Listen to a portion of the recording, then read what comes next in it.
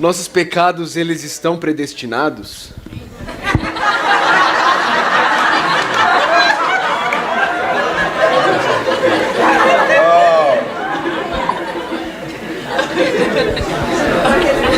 Vou dar a oportunidade para o Augusto responder.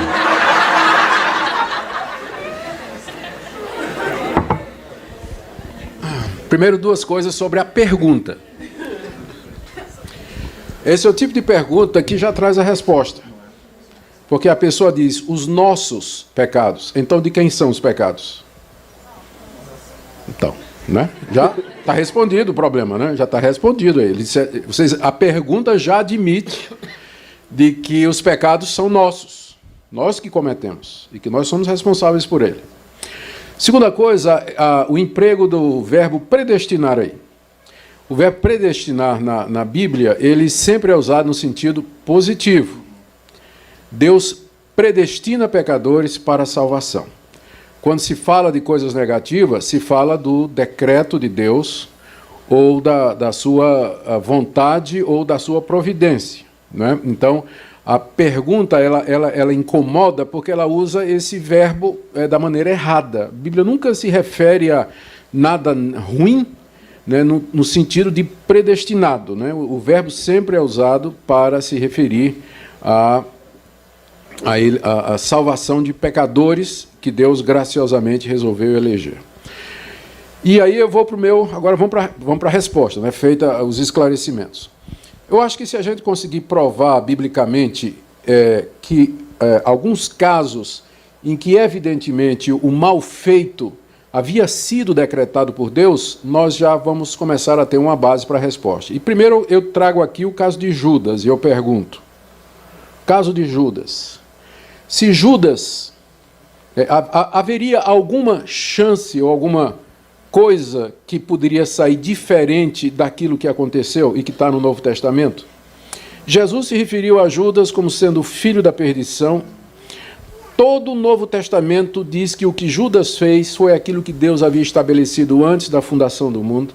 E, ao mesmo tempo, o Novo Testamento todinho condena Judas pelo que Judas fez.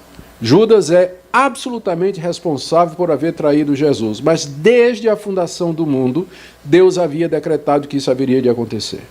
O problema é que Deus, sendo Ele quem é, Ele consegue ser totalmente soberano num universo onde as suas criaturas tomam as decisões e são responsáveis por elas. Como Deus faz isso, ninguém sabe.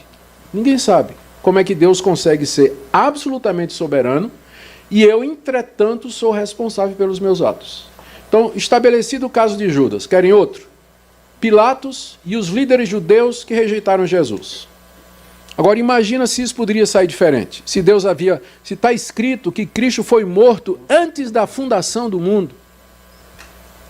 Antes da fundação do mundo, Cristo foi morto.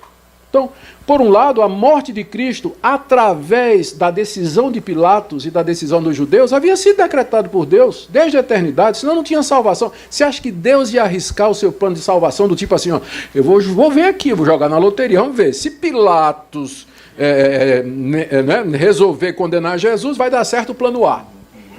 Se Pilatos não quiser, eu tenho um plano B aqui na manga. Vocês acham que é assim que Deus age? Desde a eternidade, o Senhor já tinha ordenado que isso acontecesse. Só que ele fez isso através da decisão livre dos líderes judeus e de Pôncio Pilatos. Espero ter resolvido. Tanto, reverendo, que quando Pedro está pregando para os judeus lá, mas vós o mataste. Não é? A responsabilidade. Responsável dos judeus. Vós o matastes. O filho do homem vai, mas... Ai daquele por quem ele é entregue.